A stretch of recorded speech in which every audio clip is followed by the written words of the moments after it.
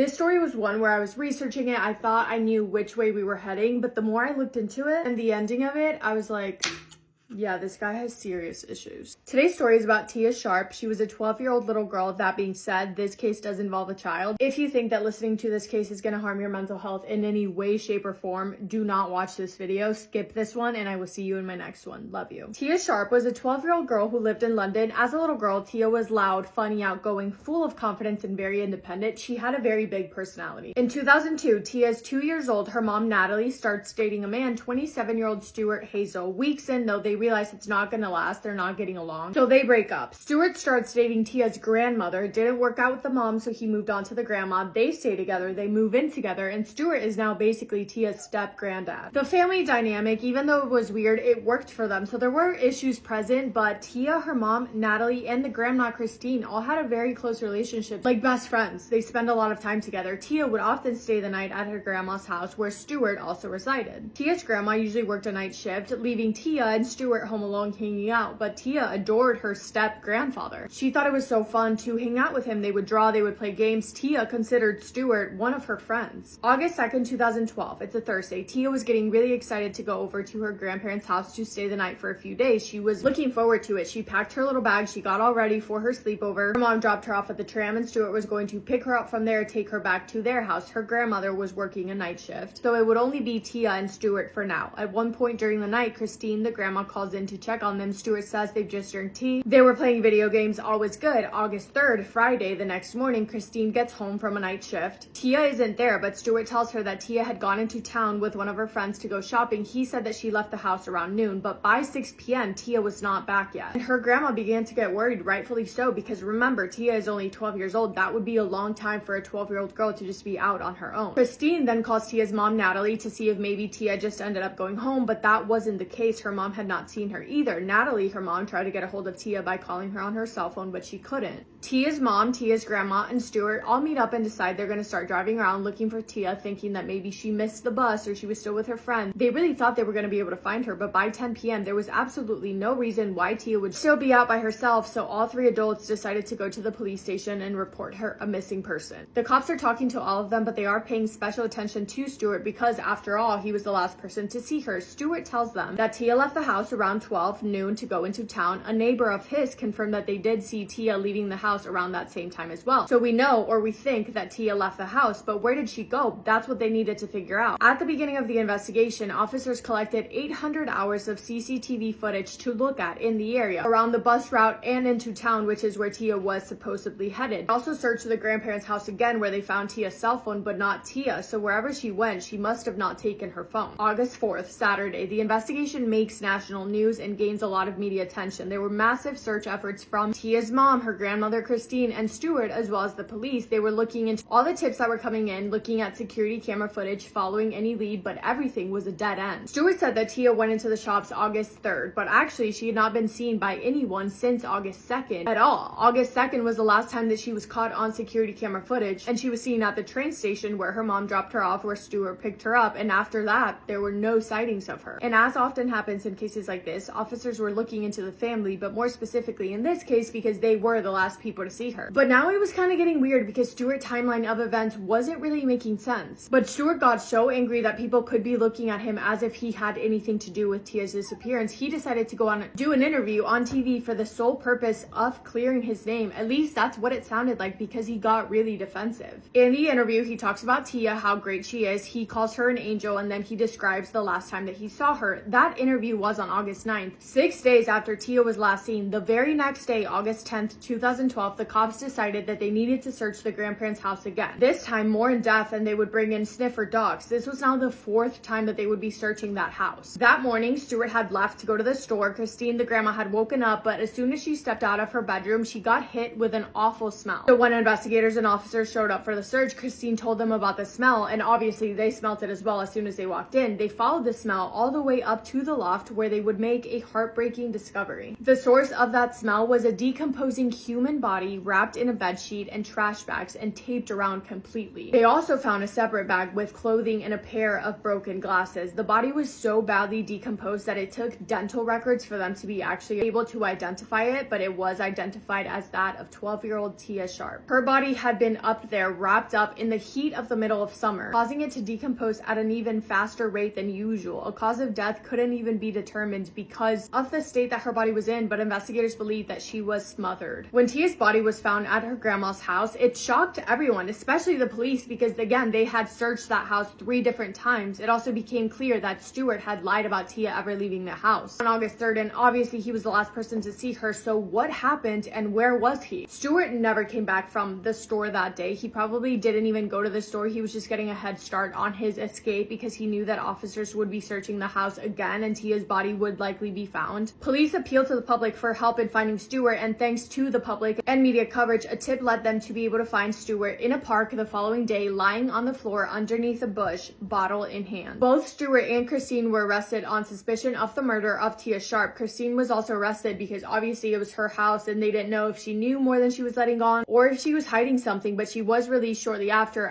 it became clear that Stewart acted alone. The story that Stewart was giving was that the night that she went over for a sleepover, Tia fell down the stairs and she accidentally passed away. He said he thought that she was fine, but when he realized that she wasn't, he panicked, he freaked out, and he hid her body because he didn't want to make Christine upset. Interesting story. It was all a lie, and a main piece of evidence that would reveal the true intentions of Stewart and paint the picture of what actually happened would be his very own memory cards. Memory cards were found hidden around that house, pushed into a door frame, and the memory cards held such a disturbing truth, which was that Stewart didn't see Tia as his grandmother. He saw her as a young girl that he had an obsession with and fantasized over. Stewart had been secretly filming Tia around the house, doing things such as putting lotion on her legs. There were videos of her sleeping, completely unaware that she was being filmed. Also, in Stewart's search history, they found that he had been watching a lot of disturbing adult content, if you know what I mean, and he would look up videos of girls with dark hair that wore glasses, girls that resembled Tia and were around her age. And as if it couldn't get any worse, after Stewart ended her life, he took pictures of her body unclothed in very disturbing positions and pictures of himself doing uncomfortable, disturbing stuff. It was clear what Stewart's motive was. He always had sick fantasies of the child that looked up to him as a grandfather, and that night he decided to act out his fantasies and it led to her death. In court, Stewart pleaded not guilty, but just 5 days into the trial, he changed his plea to guilty. He was sentenced to life in prison with a minimum of 38 years. He will be 75 years old the first time that he will be eligible for parole. Yeah, disgusting and terrible story. I honestly felt sick to my stomach reading all about Stewart. He's such a uncomfortable, weird man. Let me know if you guys have heard of this story before. I hope you guys are all having the best day. If not, go do something to make it the best day. Make somebody happy, and I will see you in my next video. Massive kiss on the forehead to every single one of you.